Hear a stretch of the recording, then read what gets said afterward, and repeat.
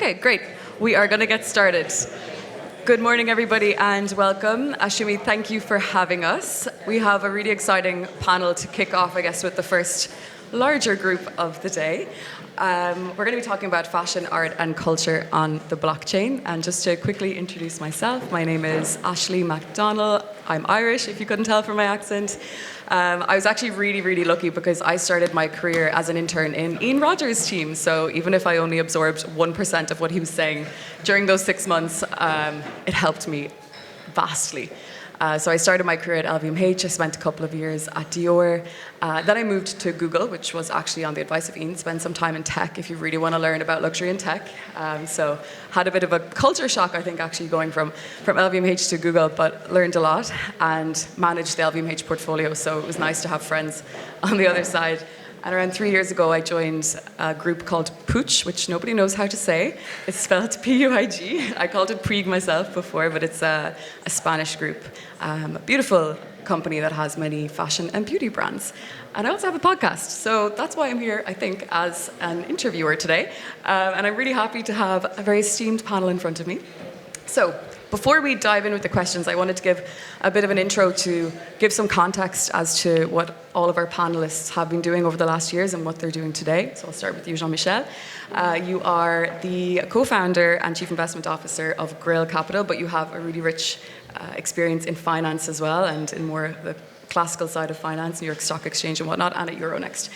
And you want to help people invest in digital assets. So we're going to dive into that because I think it's something that is really important to the whole ecosystem, especially if we speak with people like Ismail, who is you were a member and now CEO of CPG, really cool name, Crypto Packaged Goods, and also the founder of Trame, which is a gallery but also a platform to assist designers and artists moving into the digital space. We also have Stephanie, who is co-founder and co-owner of PJPP. Are there any members here actually of PJPP? Private Jet Pyjama Party? Yes. I can't wait to ask you questions and find out if people do really wear pajamas on their private jets. A little bit. Very mysterious. So yeah, we'll be diving in deep with those questions. And last but not least, we have Danny, who is really quite a remarkable person. We've spoken almost every day this week, actually. So here I am again with more questions. Danny is the founder of DRAUP, which is a digital fashion platform. And she was really early in the digital fashion space, so started writing about digital fashion in 2020. She's also a digital fashion influencer. So think of being a fashion influencer, but wearing digital fashion. So you need to check out her Instagram account. And you can see very tangibly there what that looks like. And she'll actually tell you at the end how you can be dressed by her. And fun fact, I said I had to share this, she was the first person to sell a piece of digital fashion at Christie's. So yeah, you'll have to tell us more about that as well. Okay, so let's dive in with the questions. Jean-Michel, I'm going to start with you because when we think of blockchain, we often think of finance and crypto. You come from a finance background and you're now facilitating people to invest in digital assets. So can you tell me, what are you doing and what problem are you solving? Well, actually, I think it's good that we have this panel just after Ian, because actually I think he covered most of the thing I was about to say, so I would just refer to him. And by the way, I had the chance to work with Ian a little bit more than you, because I was a manager as well as Ledger, so we worked with Ian and Pascal before. Actually, I'm always looking at things at a very high level. And if you look at, I'm investing and I'm actually an enabler. So Grail Capital is an investment and advisory firm that is enabling the digital art and culture on blockchain as an asset class. But asset class seems to be a trivial financial world, but it's not. Because actually everything we do, and even the contemporary art, and even the fashion, the brand, etc., it's a market. So I try to get through the financial angle, even though, in the end, what matters is the cultural aspect and the cultural impact of everything we are doing in this room, whether it's fashion, brand, culture, art, generally speaking. So that's really what we do, and basically our kind of tagline is that we are there to make people and institutions invest in the $1 trillion market in a decade from now. And just to provide you with this figure, right now the digital art market on Ethereum is a $7 billion USD market. So very tiny and probably much bigger in a decade. Thank you. Can you tell me a little bit about who you work with? Like, who are your clients? Who do you actually help on a day-to-day basis? So we are early. We are early, and it's a very young market, a very small market. And it's funny because I was, after finance, I moved into fintech and then into what we were not calling crypto, so Bitcoin and stuff. And the market cap of Bitcoin in March 2014, so almost 10 years ago, was $6 billion USD. And again, I just mentioned that the digital art market on blockchain is 7. So, and right now, Bitcoin is 1 trillion, if not mistaken, so that's not bad. So actually, and the kind of people I'm talking to are exactly the same people I would have talked to 10 years ago with Bitcoin.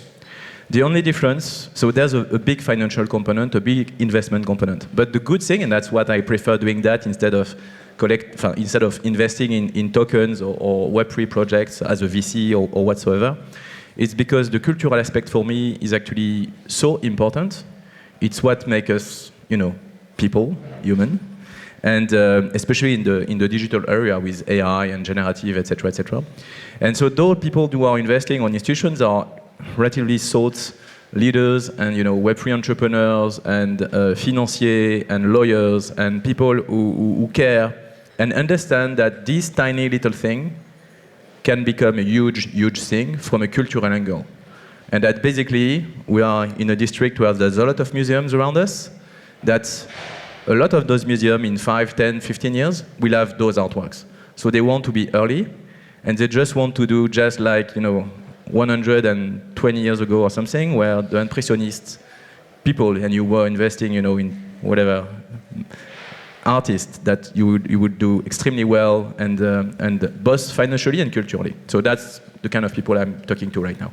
Thank you.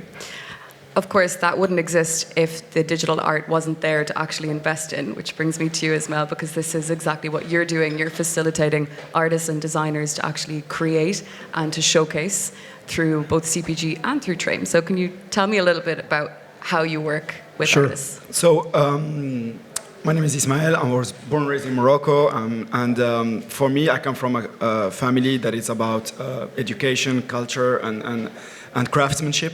And to me, Trame is about on-chain, off-screen art and design. So on-chain, digital provenance, off-screen, physical pieces. That's what we do. We work with artists in order to enable them express their creative vision both digitally and physically from day one. And that is what we believe is going to be the future of creation. So with Jeff Davis, we went to Chartres, Atelier Loire. He learned about the stained glass. He learned about how it is made. We made with Bruno, amazing, amazing craftsman. In France, we protect craftsmanship and we call it métier d'art when it reaches a certain level. And so I pair and create concepts where I pair generative artists with métier d'art in order to create these pieces and the next step for generative art. So I'm a big fan of generative art. I think we are going to unleash generative art potential through the physical space. And that's what I did in Venise, in Chartres, Aubusson, and with Maison Drucker. You will see it in our booth with our blocks at NFT Paris. So that's for Trame. CPG, I was a holder. I minted CPG Pop day one. Everything went to shit. And the early vision of Chris Cantino, amazing guy with whom we partnered to do the generative tapestry at Aubusson. He has an early vision. Now I took over end last year. It's a great community that I belong to since day one, and we have a new vision, and CPG is for consumer goods. So Trame is art and design high-end.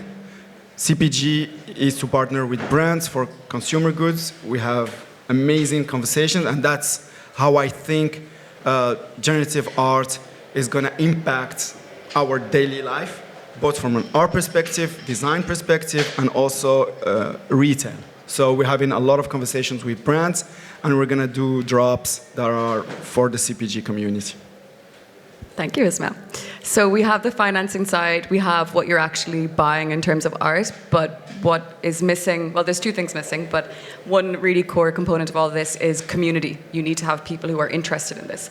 And that's when I come to you, Stephanie, because you are, of course, co-owner now of PJPP, which is an incredible community and quite a luxury audience as well. So could you tell me a little bit about what is Private Jet Pyjama Party and what type of members do you have? What are their values? Well, I'm glad you kind of said what PJPP stands for. It's Private Jet Pyjama Party. So yes, there is some pyjama wearing in private planes. But initially it was a profile picture photo project. And my husband and I acquired it and created a digital membership community. I personally feel like in the Web3 space, I'm a mother of three. I'm not into this, into this industry in terms of these incredible visual people here, but I'm very intrigued, and I love community. And what's incredible about creating this digital membership club is the connections and the network that we're making now. That's what my husband and I saw in the opportunity of buying PJPP. And this was last year. So we have exclusive events, incredible curated, curated competitions like golf, karting. And I think this is a really incredible way of a community, rather than just a one-night event and meeting people, a really way to interact with others through this particular NFT project. So it's extremely exciting, but I would say the most important thing for us is community. And we have over 4,900 members, and what is very unique from a woman's perspective too is almost nearly 50-50 men to female. So it's a very exciting time for me personally as well to get involved within this industry and to learn a lot more, but coming from the side of an investor and what PJPP has to offer in our community. And obviously we're here to open it out to a further network as well. So I hope that answers it. Absolutely. It's really interesting to see now as well. It's like a new wave of mergers and acquisitions. Like acquiring a community is not something we would have thought about previously. No, exactly. Well, I think that was the point. My husband and I were, big holders. We were very intrigued,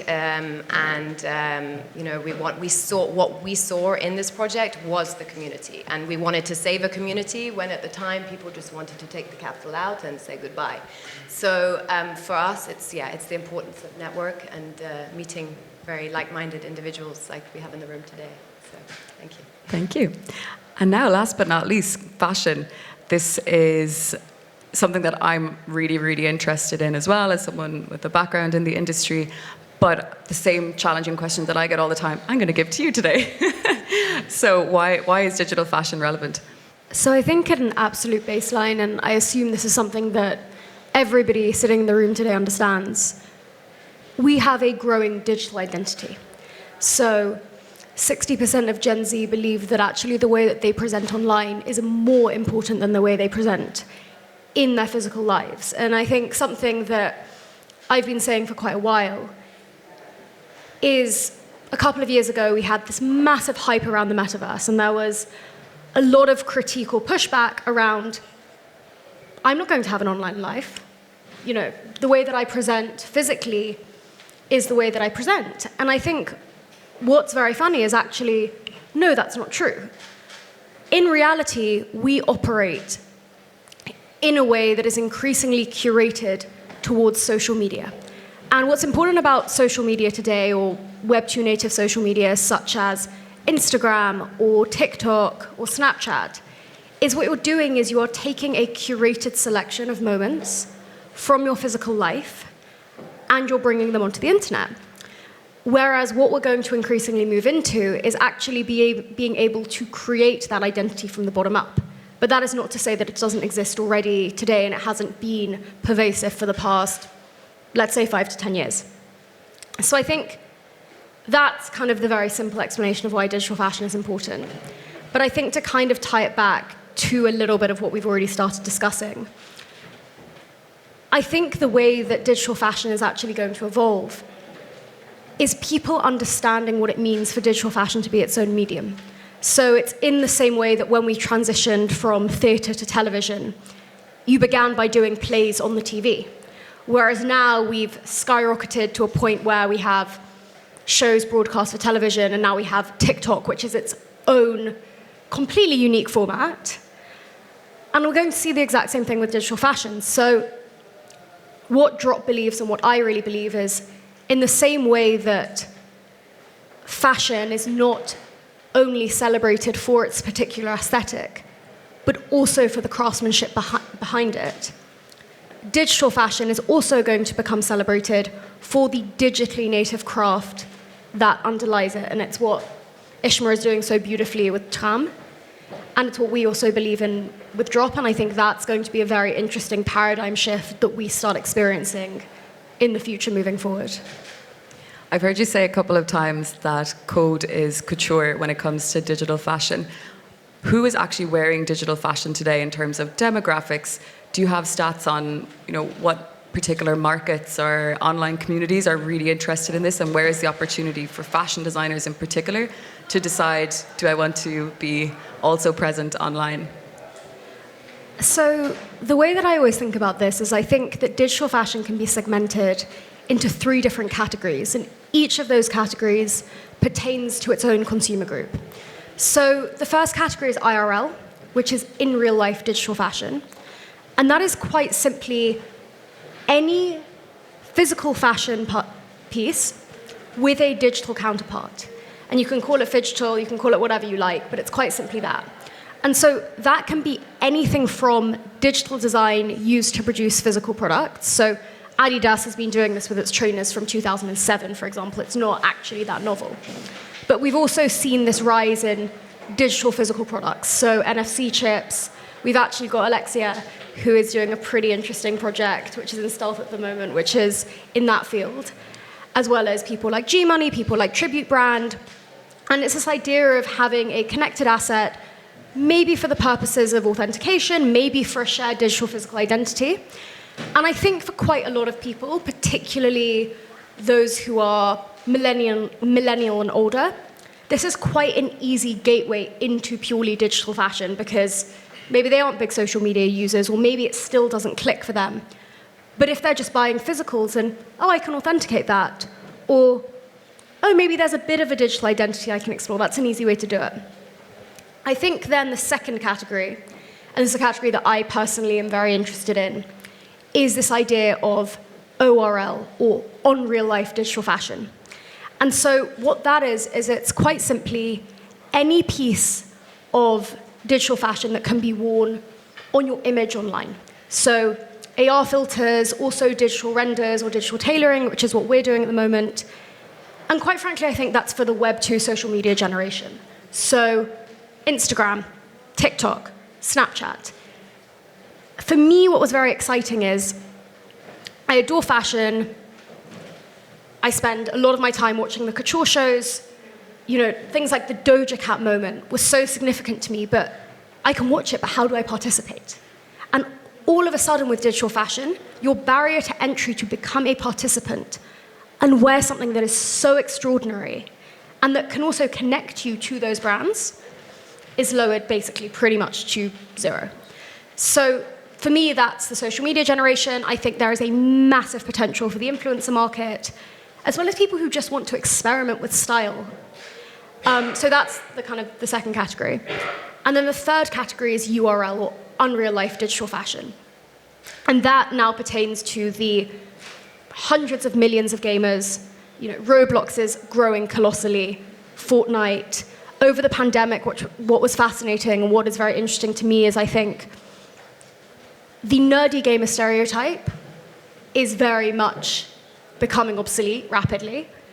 Look at who's been in Roblox. Everyone now, from Tommy Hilfiger to Gucci, Net-a-Porter created an island in Animal Crossing. And increasingly, Gen Z and Gen Alpha, this is where they're spending their time. When I first started talking about digital fashion to my family in 2020, the parents were like, what on earth are you talking about? And all the kids who were my cousins who were 8, 9, 10 were like, oh, of course. And you have kids now asking for $200, $300 skins for Christmas. So that's the kind of tiering I see. And obviously we have a generation becoming increasingly comfortable with their digital identity, but I don't actually think we need to wait for them for this market to proliferate. Thank you. I love your passion and enthusiasm, but also expertise in this space. And I know you've been writing about digital fashion since 2020, so you've been putting it out there publicly as well, and also educating people a lot on this space. So thank you for that really in-depth and detailed answer. And they're the three spaces that I've been looking at as well for quite some time, and it'll be interesting to see how this becomes scaled. Like, when will digital fashion become something scalable? But we'll talk about that more later. Jean-Michel, if I come back to you, digital fashion, is it something you're wearing? As you can see, not exactly. I know Ismail very well, and I was kind of, okay, just before we went on the panel, I said, okay, we have to have a black pair of jeans and a little beard to be on stage today, but hopefully we have some. I actually own a digital fashion. Yeah. I bought a piece from Linda Dunia that she did with DRAUP. It's fucking amazing. The concept, everything, and it's the first piece I bought, and my wife was super proud. So it's something that I'm gonna show to my kids, and I'm sure they're gonna be proud of me buying a piece. You didn't buy the piece from Christie's, did you? No, I bought directly the DRAUP one. Yeah. No, I totally no. So basically, that's why what we believe in is like digital art and culture, and I always bring back and had culture because yes, we are talking about art and collectible in digital form. And again, I'm not an expert because I don't come from that industry, but I'm sure that a very special dress from Yves Saint Laurent from 1962, a unique one, is probably worth the price of a painting, And yes, it wouldn't surprise me if in a couple of years, maybe before, depending on what our investors are eager to invest in, we invest in digital fashion. As soon as it's rare, special, and get into museums around, in the medium to long term. Because again, everything we do, we say, okay, we want it to enter a museum in 5 to 10 years, sometimes a little bit after. So yes, we'll be going into digital fashion for sure. It's going to be really interesting to see how the space evolves because it's just the beginning. We've been saying that for quite some time, but it really is early stage. Stephanie, if I come back to you, because something that you have a background in as well is in the luxury industry, and in particular with the focus on the Middle East, which is really growing quite fast. So I'd love to know more about how you intend to combine a luxury brand partnership potentially in the future with PJPP, because I know it's something you're looking into for the future for your members. Definitely, and already we do have a few partnerships. I don't know if I'm loud enough on this microphone, by the way. Over the past year, especially when it comes to the fact that we are promoting in our community, we have a lot of core value and interest in golf. Not myself, but we have a lot, the watch industry, and general. Brain. After having a baby, by the way, I'm 4 months postpartum, my brain does not function. So sometimes if I have a little stop, that's why. But we have a very exciting, I think what I want to express from my personal understanding, because this is a partnership between my husband and I, is that in the Web3 space particularly, I feel like there was quite a barrier to entry for someone like me. And what I find exciting about PJPP community is that we are super inclusive in the sense that, yes, we enjoy the finer things of life, which gives us a very unique opportunity with luxury brands, in the sense of, I think initially, luxury brands have this idea of our community as, a particular vision, and it's a very niche community, but instead it's so extremely inclusive. And just how you're saying about the next generation, I think it's going to be the new way that luxury brands are going to have to tap into their new consumer. And what we're seeing within our community is that we have that base and that kind of integrity to be able to inform luxury brands that they're in the right direction, especially heritage brands that really care about, their history, and, it's not just something, it's not a fad, because initially NFT projects, people thought it was going to be a complete fad. Or for instance, Roblox, you were talking about Roblox, my 7-year-old is obsessed. So these, at first it went straight over my head. But yeah, so they see that there's a longevity of this industry, and a community like PJPP, we have that long view, and to ensure that we can, as a digital membership club, can give some great perks to our members. So once they buy the NFT, they're then included in whatever partnerships that we're able to get at the time. For instance, we have coming up this year. Last year we did a summer retreat in Spain, in Marbella. Which was fun. Rather than a night event, meeting people and drinking excessive amounts of alcohol, we had a 3-day event where we got to know our community through, there was yoga, all sorts of amazing activities, karting, because I think when people get competition, you get to know someone really when you compete against them and things. But this year, for instance, we're doing something at Goodwood, and Aston Martin are willing to partner with us, which is an incredible step for us. So yeah, I see this as a really incredible opportunity to bring like-minded individuals for luxury brands and premium. I mean, also it is an inclusive industry from both sides. So yeah, it's super exciting. And then from the Middle East perspective, I was living in Iran, which for people was a complete, it was an incredible experience. And yeah, it's an incredible how this is a huge global community, and super inclusive, and I'm very looking forward to the future. So, what would the dream partnership be? Oh, so I was talking out this on the Eurostar yesterday. So it's not just my idea, right? So I have to speak to my partner. So I don't want to say, but Loro Piana is up there for us. More for the fact I want to explain why. As I was saying, there's this initial understanding with luxury brands that people involved in the Web3 community are a particular niche community and not the typical demographic, for instance, to their particular brand.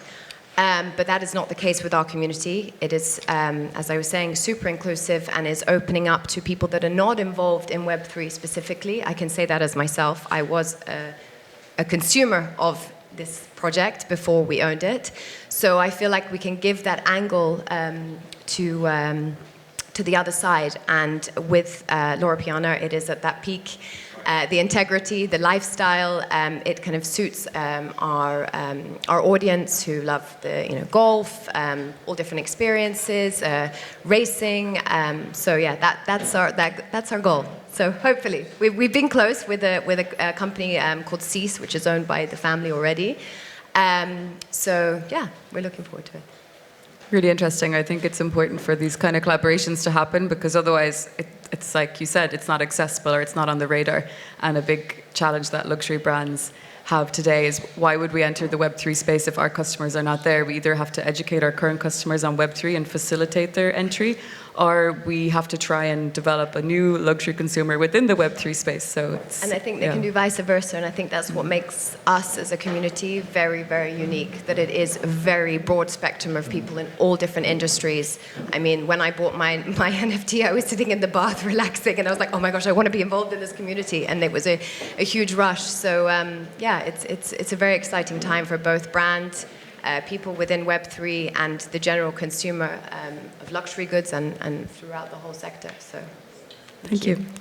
Ismail, I'm going to take it back to you. Could you tell me just like one example of a success story that you've had with Trame bringing an artist into the digital space? Because that's not an easy feat. So we take generative artists to the physical space and the craftsmen to Web3. I think, the first collection last year, generative tapestries in Aubusson. Same time last year, we showed the creative process and the prototype at Le Bon Marché. So many hurdles.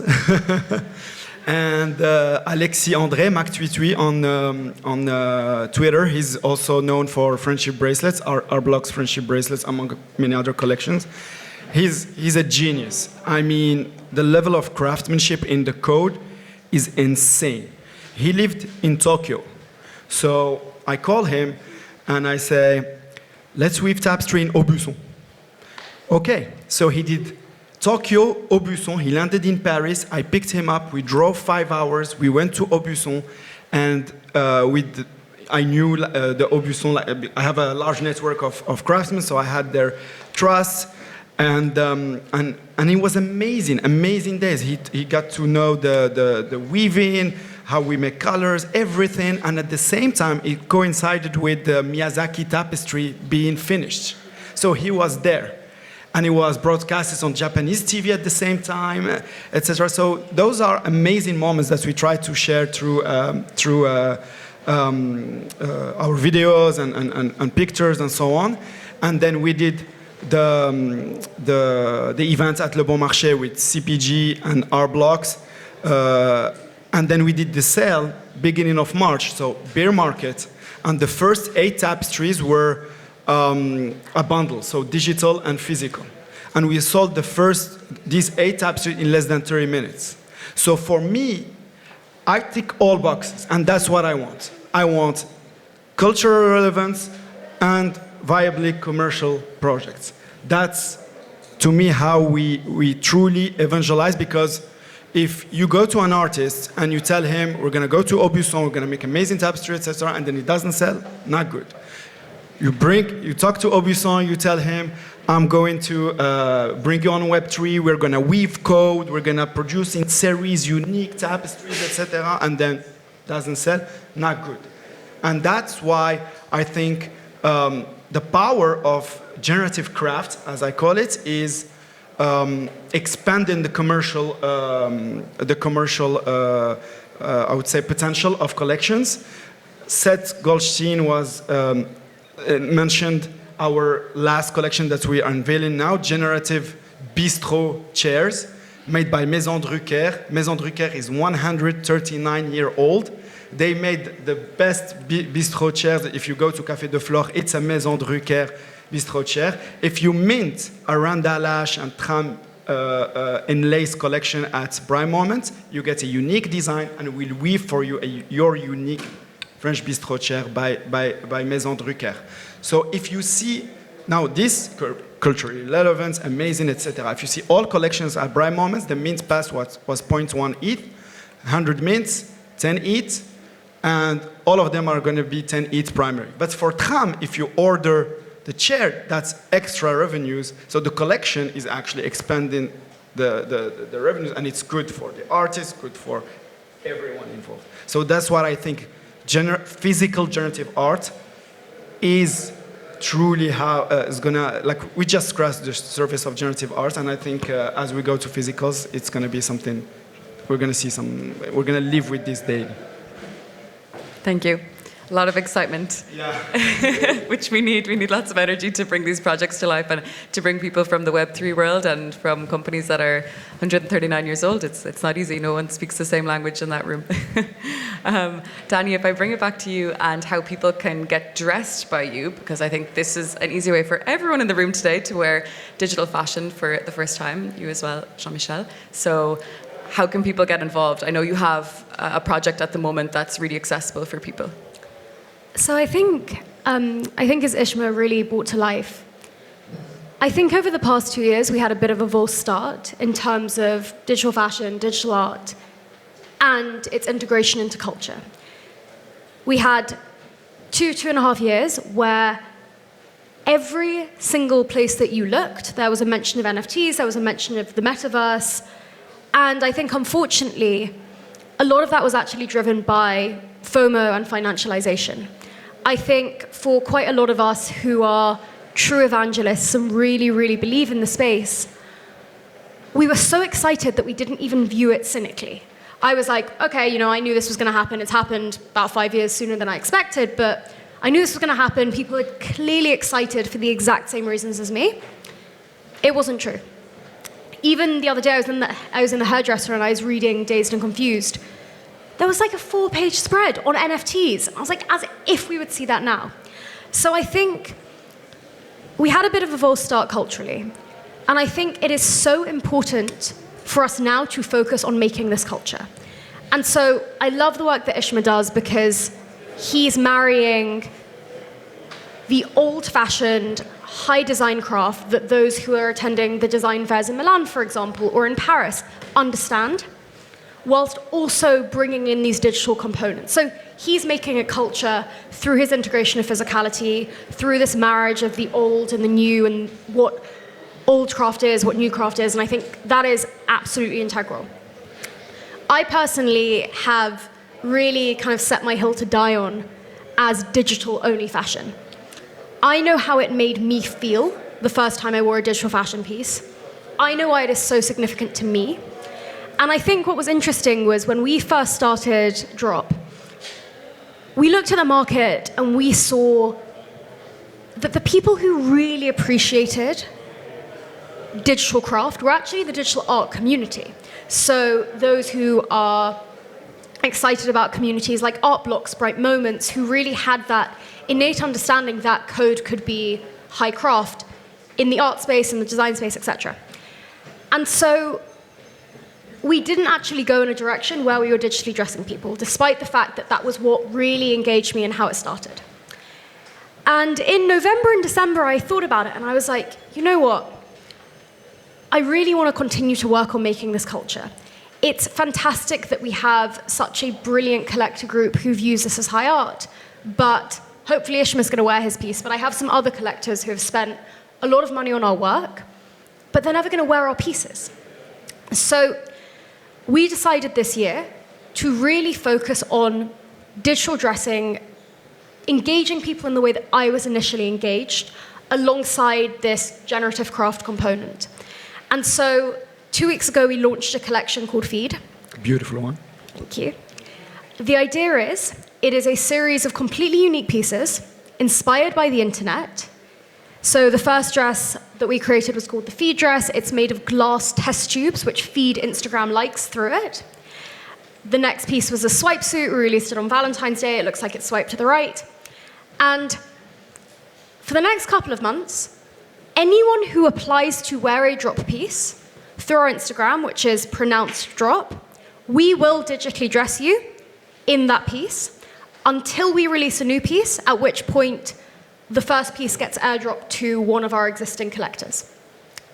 And really what I'm trying to achieve with that, and something that I've been super excited by, is in the week and a half, 2 weeks, we've already had over 120 applications from people to get dressed. And that is not just the digital fashion community. It's musicians, it's influencers, it's models being engaged with this. It's this cultural moment where all of a sudden you should be seeing everywhere on your feed people wearing digital fashion. And it's going to take some time to really get it to then saturate culture. But for me, that is how we move forward. So if anybody wants to get digitally dressed, head to Pronounced DRAUP, and you can apply to our latest piece and we'll dress you. And at the moment, it is completely for free.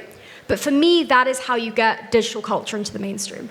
Everything that Danny is talking about, I actually conceptually obviously agreed on everything, but I felt what she's talking about in Marfa when she dressed me with one of her pieces.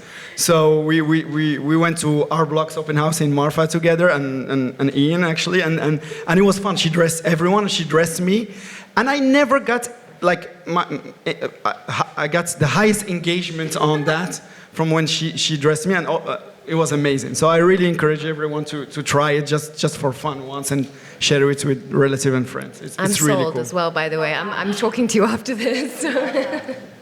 Hopefully you get a lot Jean-Michel, more would you like to try? applications. Hopefully. It's happening, it's happening. We had a quick conversation about this yesterday as well. I think for digital fashion to become mainstream today, it has to live on Web 2, so it has to live off the blockchain. And it seems like you're taking a step back, so away from Web 3, away from Metaverse, and saying, actually, I'm going to dress you, but I hope you're going to post it on Instagram or X or wherever it is, because that's how you're going to reach people, and then the people you dress also become your marketers and your ambassadors, right? It's exactly that, and I think the final thing that I think is very interesting is all of our pieces from the last year are generative. They're created with generative algorithms. So every single one of those pieces is completely unique. So Ishmael, for example, he owns a piece. There were 48 pieces in the collection, but his is completely unique. And it's the first mint. And it was actually the first mint, which is insane. And so let's say, Ashley, you wear Ishmael's piece. And let's say Ishmael manages to get through you 100,000 views on a social media platform. We've seen this, first of all, with the NFTs that became valuable in the last cycle. It was this idea of provenance, this idea of cultural connection. But also in the physical vintage space, if your piece has been worn by Kate Moss or been part of a viral video, that increases the value. So it gives this interplay now. I'm not selling my piece. Even No. if it increases, no, No. It belongs to a museum. Sorry, Ishmael's Jean-Michel, piece but also personally is gonna digital go into a fashion museum. belongs to You museum. can rent it to me, it's okay. But exactly. So, but you could get it rented or worn, and that could increase the cultural clout of your piece without you actually having to be the sole wearer. So I think there's a very interesting dynamic that can be played off between the collector market and actually the wearer market at this point through having generative digital fashion, which is what we create, but that is also wearable. Thank you. I'm going to wrap it up there and check if anyone from the audience has any questions. But first, thank you so much for giving so much passion and energy. You're also you're big experts on what you do, but you're from 4 very different elements of the blockchain. And to have you all together on stage at the same time, it was really interesting to see how you all hopefully will collaborate together in the future as well. So thank you. Thank you.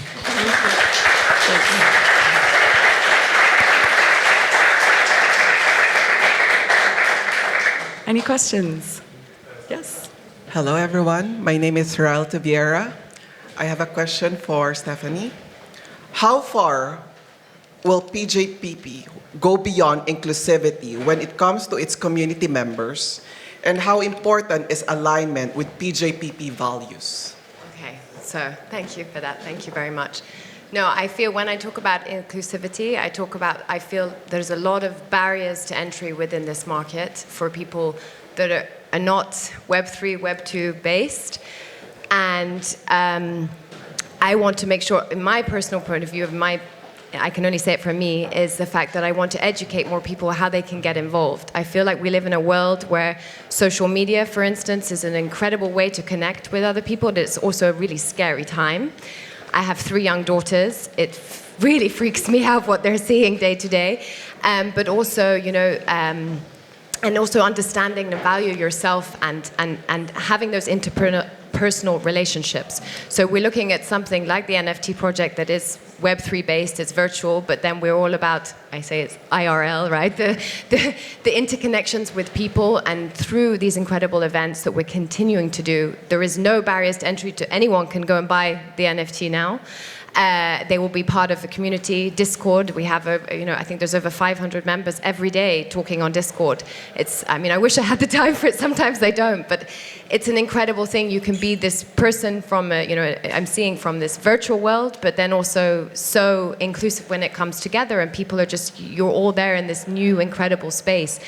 And it's super exciting. So I feel like that's what I mean by it. I personally want to educate more people in getting involved within this industry, whether that's as a consumer, whether it's meeting up. I mean, for us, we're actually setting up an investment club. So a way of, before people would have no idea how to invest in startups. How about a mom breastfeeding can go and go and invest in something because she knows how, that this is the thing that I feel that we can do. And from all sorts, there is a barriers to entry in the sense of education. And I feel like that's what needs to be addressed and what I would like to address personally.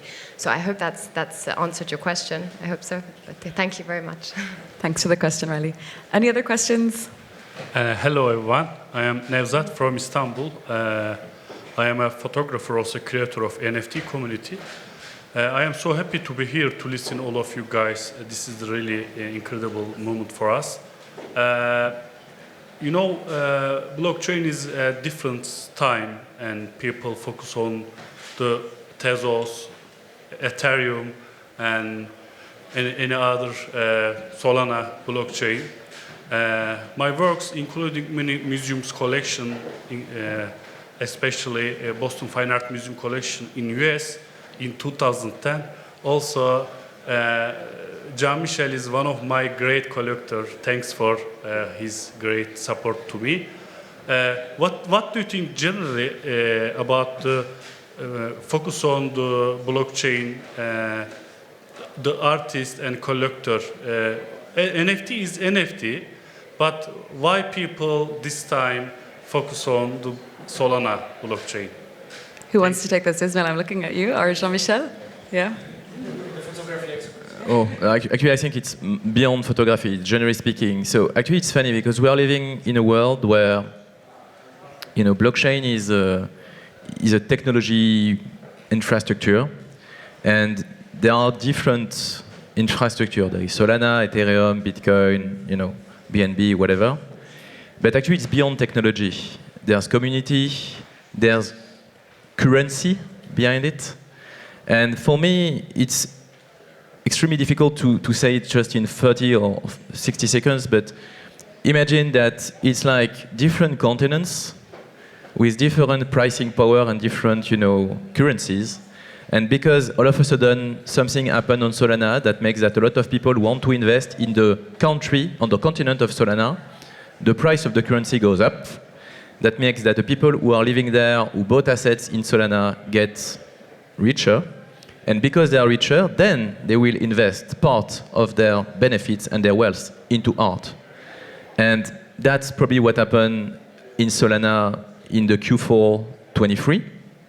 Because the price of Solana, the token, went like 3-4x in a couple of months. And that's basically a lot of things happen. Because honestly, from a supply perspective, in terms of quality of art, there was not so many things. But that's interesting because all of a sudden, a lot of great artists decided to mint on Solana. So why not? I don't have any firm opinion pro or against for now. Because again, as I told many times, my goal is to see things getting into museums in a decade. So Solana might be a good technology medium for that. Maybe not. We'll see in the next couple of months or more. Thank you. Thank you. Thanks. Okay, we're going to wrap it up there. I know some people have lunch and probably you all want to take a break outside of this beautiful room, get some air. Thanks, everyone. Thank you, guys.